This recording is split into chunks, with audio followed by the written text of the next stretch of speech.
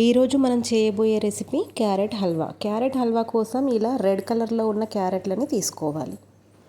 ఇవి ఆరెంజ్ కలర్లో వాటికన్నా చాలా స్వీట్గా ఉంటాయి. ఈ విధంగా పైన చెక్కు అంతా తీసేసి శుభ్రంగా కడుక్కోవాలి. క్యారెట్స్ మొత్తం కూడా ఈ విధంగా గ్రేట్ చేసుకోవాలి. నేనైతే ఇక్కడ మిక్సీలో గ్రేట్ చేస్తున్నాను. ఈ విధంగా క్యారెట్ తురుము రెడీ అవుతుంది. ఇప్పుడు స్టవ్ పైన ఒక కడాయి పెట్టుకొని అది వేడయ్యాక కొద్దిగా నెయ్యి వేసి చిన్న చిన్న ముక్కలుగా కట్ చేసిన డ్రై ఫ్రూట్స్ని ఇందులో గోల్డెన్ కలర్ వచ్చే వరకు ఫ్రై చేసుకోవాలి. ఇప్పుడు డ్రై ఫ్రూట్స్ని తీసి అదే నెయ్యిలో మనం ఇందాక తురుముకున్న క్యారెట్ తురుముని కూడా వేసి ఫ్రై చేసుకోవాలి.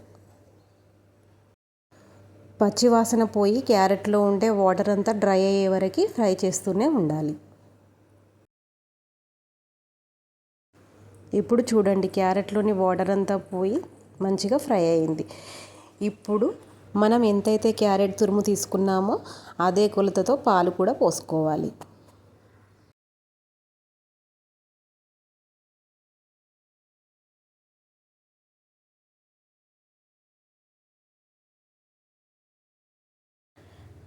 పాలన్నీ ఇంకిపోయే వరకు 3 to 5 minutes మూత పెట్టుకొని కుక్ చేసుకోవాలి. ఈ విధంగా దగ్గర పడ్డాక టేస్ట్కి సరిపడా షుగర్ వేసుకోవాలి. స్వీట్ అంటే ఇష్టం ఉన్న వాళ్ళు కొద్దిగా ఎక్స్ట్రా షుగర్ని కూడా యాడ్ చేసుకోవచ్చు. ఇందులోనే ఒక చిటికెడు ఉప్పు, కొద్దిగా యాలకుల పొడి కూడా వేసుకొని మంచిగా కలుపుకోవాలి.